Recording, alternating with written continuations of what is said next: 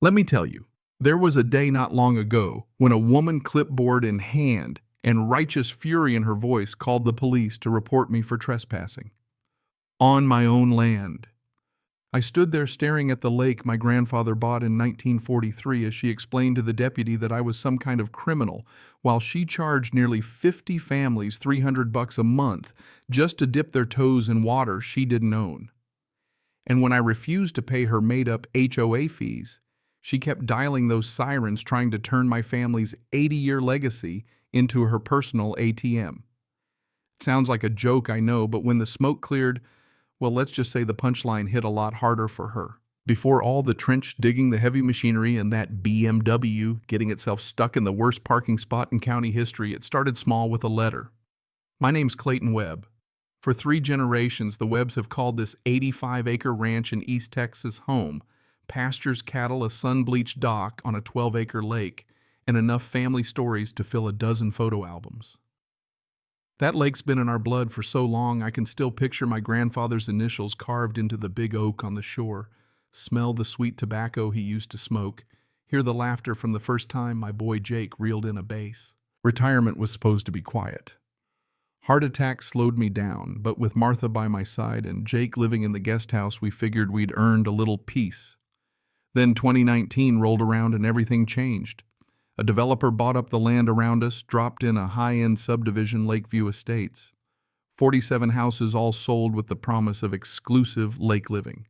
The brochures could win awards: perfect blue water picnics, happy families, kids playing on the same stretch of shore I'd fished since I was a boy. Here's the kicker: they never bought the lake. Didn't own a drop. And yet the new HOA president, Brittany Ashford, Dallas property manager, always immaculate, driving a white BMW with plates cleaner than a hospital floor, she treated us like we were squatters at her country club. That's how that certified letter arrived one sunny morning, Martha making breakfast coffee, just poured. Notice of community assessment. $300 a month for lake maintenance, $2,000 in back fees for unauthorized use. Pay up in 30 days or face legal action. Sat there with my coffee turning cold, just staring at those bold letters. Martha asked what was wrong, but she saw it in my eyes. Somebody was trying to rewrite the story of our home. The developers had wrapped their subdivision around our family, lake-sold dreams at a premium, never saying a word to the folks who'd actually built this place. Felt bad for the homeowners. Most of them had no clue they were about to get caught up in a war. But Brittany...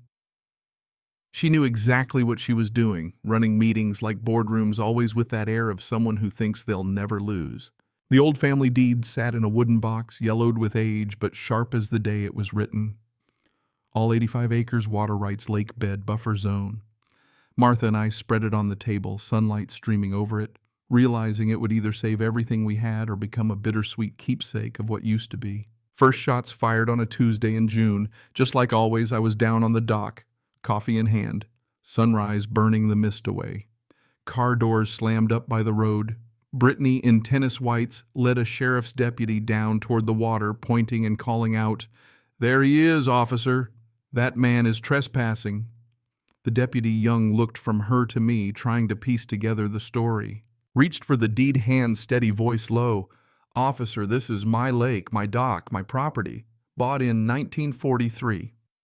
The deputy studied the document, official seals, everything in order, then handed it back. "Ma'am, this appears to be a civil dispute. I can't remove someone from their own land." Brittany left grumbling about lawsuits and community rights. That night, dug through public records, HOA documents, real estate listings. There it was, photos of my dock, my land used as community amenities in every sales pitch. And they'd been collecting $500 lake access deposits from new buyers. 12 families in 6 months, $6,000 gone straight to the HOA. Martha saw the listings and nearly knocked over her coffee. They're selling our Lake Clayton. They're selling our stories, our memories. Didn't sleep much that night. Property law, something I'd picked up working construction, came to mind. Original deed trumps everything else? Always. So I doubled down, set up cameras, with Jake's help, started logging every cookout, every picnic, every family crossing the line. Kids were innocent, but the law doesn't care about innocence. Trespassing's trespassing. Brittany escalated. One morning, woke up to 12 new signs, concrete-footed, bold red, private community property. No trespassing. She'd marked our land as her own. Headed to the hardware store for bolt cutters, took down everyone, replaced them with our own private property. No trespassing at the real boundary. Kept those HOA signs in the barn just in case we'd need them for evidence. Not long after Jake bursts in laptop, open face white. The HOA Facebook group is blowing up with Brittany's post painting me as the problem neighbor, complete with photos of families on our beach. My dock, my cattle in the background, my grandfather's oak shading their picnic. But then Jake uncovered the real bombshell. Real estate listings for houses that sold for $200,000 more than others just for lake access. 47 homes, nearly $10 million in sales, all resting on a lie. The next day, a surveyor arrived. Brittany had filed a complaint to the county hoping to redraw our lines and make the lake community property. 3 hours later, he delivered the verdict. Mr. Webb, your property boundaries are exact. The lake is entirely yours with a 100-foot buffer. Martha squeezed my hand, but we both knew it wasn't over. It kept going. Police cars showed up, detective in tow, Brittany claiming I'd vandalized community property by cutting down those signs. I handed over the deed, the survey report. Detective Rodriguez Sharp listened to both sides, then asked, "Ma'am, do you have any proof of HOA ownership?" Brittany spun stories about implied rights community standards, but nothing in writing. The detective looked at me, then at her. This is civil, not criminal. Another round won. Then the emergency HOA meeting community center packed, Jake live streaming, worried faces everywhere. Brittany put on a show PowerPoint and all calling me a threat. When I took the floor, handed out my documentation, Mrs. Ellis, new homeowner, asked, "So we don't have legal access?" Told her straight, "You were sold a promise, not a property, right?" That's when the twist hit. Mr. Thompson, retired lawyer, reviewed the papers. The HOA never owned the lake. Mr. Webb's deed is crystal clear. Suddenly the mood changed. Homeowners realized they'd been swindled, started demanding answers.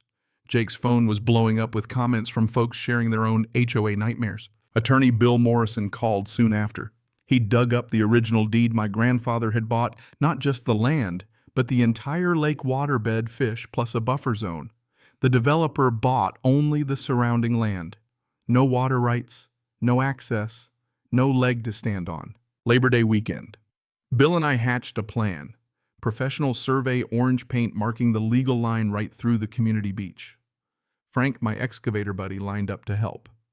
HOA was planning a big lake party. Brittany's BMW parked right by the shore. Families everywhere, cameras rolling. At 6:30 a.m., Frank fired up the machine and dug a trench 6 feet deep, 10 feet wide, right along the boundary. Groundwater rushed in, creating a muddy moat.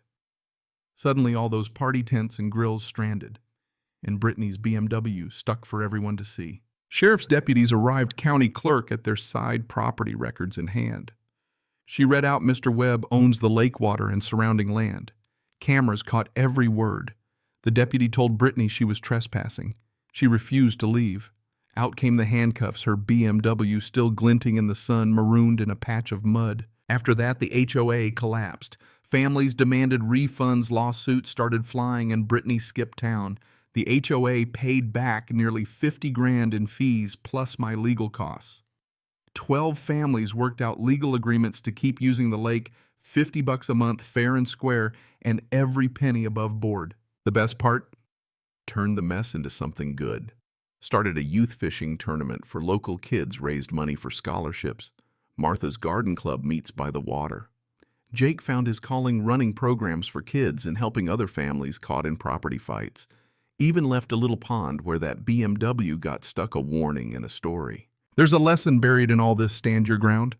Don't let a title, a badge, or a fancy car make you doubt what's rightfully yours. Sometimes fighting for your family's legacy means getting your hands dirty. Sometimes it means letting the world see you're not going anywhere. So here's what I keep wondering. Where's the line between defending what's yours and being the villain in someone else's story? If you had to, would you dig a trench for your family's future? Or just let it slide? Watch someone else rewrite your history? If you've ever tangled with an HOA or have your own story of standing up for what's right, I'd love to hear it. Drop your experience or your thoughts below. And if watching people get exactly what they deserve makes your day a little better, stick around. There's plenty more where that came from.